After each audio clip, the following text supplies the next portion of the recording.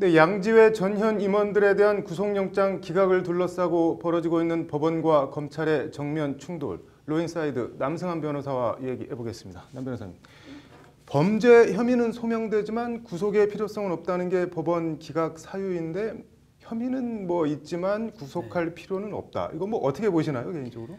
검찰로서 굉장히 어려운 상황에 처한 겁니다. 네. 법원이 영장을 기각하면서 범죄 혐의가 소명이 덜 됐고 뭐 구속 사유도 없다 이렇게 얘기를 하면 네. 검찰이 할 수 있는 거는 범죄 혐의 소명을 위해서 다른 사유를 더 추가하거나 네. 아니면 추가 소명을 하거나 다른 범죄 사실을 추가하면 됩니다. 그런데 네.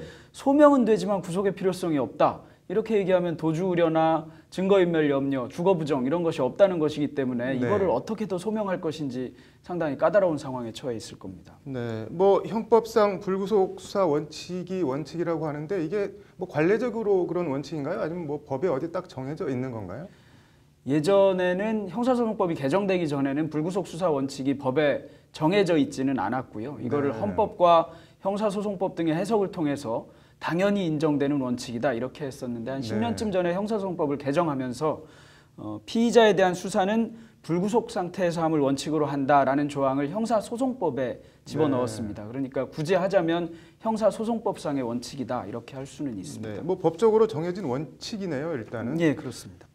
통상 검찰은 뭐 어쨌든 구속을 해서 신병을 확보한 다음에 다음 수사 단계로 넘어가는 경우가 많은데 이렇게 구속 단계에서부터 벽에 부딪히면은 뭐 검찰 입장을 뭐 들어주자면은 어쨌든 뭐 거학 척결 뭐 이런 거는 좀 힘든 거 아닌가요? 그렇게 되면?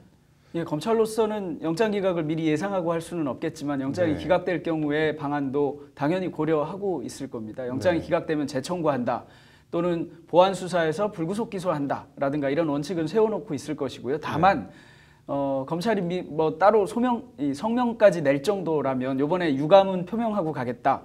뭐 향후 다른 사태에서 영장 기각률을 좀 낮춰보겠다거나 또는 좀 더 엄격하게 심사해서 이제 검찰로서는 엄격하게 심사해서 잘 발부를 해주는 것 이런 걸 얘기하는데 그런 쪽으로 한번 성명을 내보고 가는 것이 아닌가 싶습니다. 네.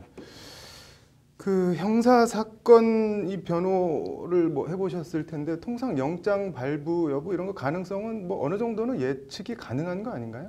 예, 영장 발부 여부는 변호인이나 네. 또는 뭐 판사, 검찰들도 어느 정도 예상을 합니다. 특히 뭐 영장을 많이 한 그 판사님들의 얘기를 하다가 나온 이제 변호사 하시는 분들의 얘기를 들어보면 뭐 굉장히 혼자 하는 작업이라 힘이 든데 네. 상당히 오랜 기간 뭐 이 사건은 영장 발부될 사안 이래서 확 떼어내고 요거는 뭐 무조건 기각할 사안 이렇게 해서 정리해 놓고 나면 이제 밤 한 11시 12시 되면 네. 이제 어려운 사안들이 남는다는 거거든요. 그런 사안들 말고는 대부분은 영장 발부 여부를 예상할 수 있습니다. 네. 그런데 검찰도 뭐 어느 정도 예측을 했을 텐데 이렇게까지 세게 반발한 거는 예측을 정말 못했거나 아니면 뭐 다른 의도가 있거나 둘 중에 하나인 것 같은데 어떻게 보시나요? 이 사건은 아마 발부될 수 있을 거라고 보지 않았을까 생각합니다. 통상 구속 사유와 관련해서 얘기하는 그 도주 우려, 네. 증거인멸 또는 뭐 주거가 부정하다라는 것인데 네. 범죄 혐의가 소명됐는데 증거를 인멸할 염려가 없다. 또는 범죄 혐의가 소명되고 상당히 중도해서 구속될 수도 있는 사안인데 이 사람이 도망할 염려가 없다.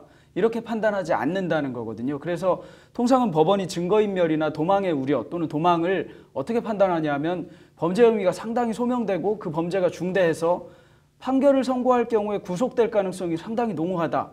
이러면 그런 사람은 증거를 인멸할 생각이 생긴다는 겁니다. 네. 도망할 가능성도 있고 네. 그렇게 해서 본 것인데 지금 이 사안 범죄 혐의가 소명됐고 그리고 검찰이 보기에 상당히 중대한 범죄라는 것인데 그런데 이 사람들이 증거를 인멸하지 않겠다는 것이냐? 네. 검찰로서는 이렇게 본 것이고 그것에 대해서 강하게 의문을 제기하고 있는 거라고 봅니다.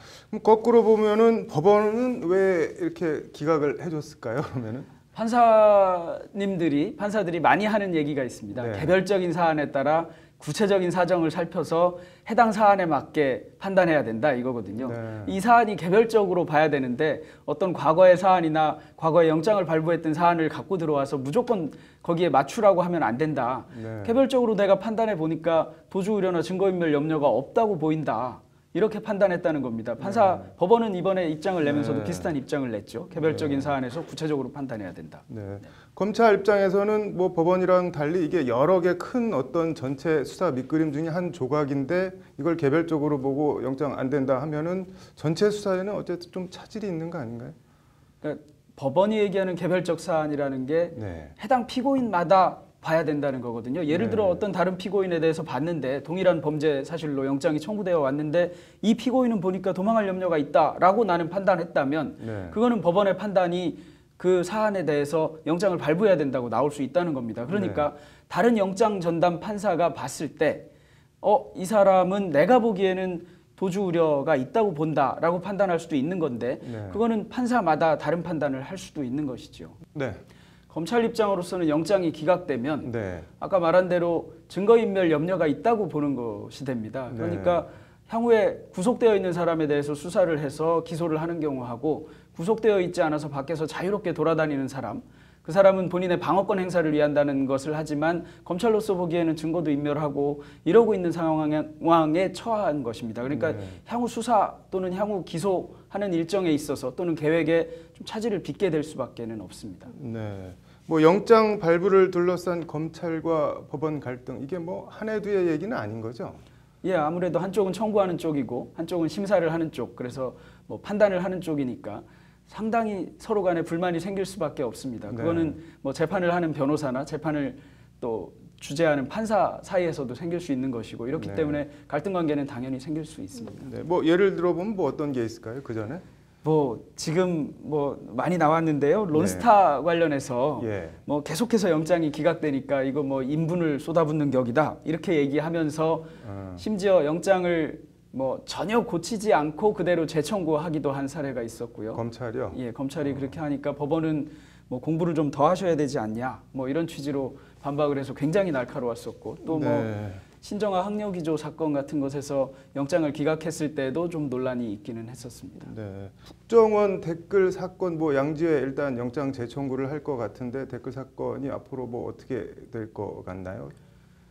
영장은 아마 재청구할 것입니다. 당연히 네. 검찰로서는 지금 상황에서 영장 기각된 사안에서 그대로 청구도 안 하고 갈 수는 없을 것이고 다만 영장 청구를 하면서 뭐 다른 사안을 더 영장에 포함시킬 것인지 아니면 이대로 또 과연 청구할 것인지가 문제인데요. 예전에 아까 말씀드렸던 그 론스타 사건에서 당시 이제 중수부장이 지금 이 특검인 박영수 부장이었고 그리고 당시 이제 주인공이 이제 윤석열 검사가 당시 중수부 검사로 있었습니다. 그때는 아까 말씀드린 대로 토시도 안 고치고 그대로 영장을 재청구했는데 사실은 검찰은 그 뒤로는 그렇게 토시도 안 고치고 너 한번 다시 판단해봐라 이렇게 하는 경우는 별로 없고요.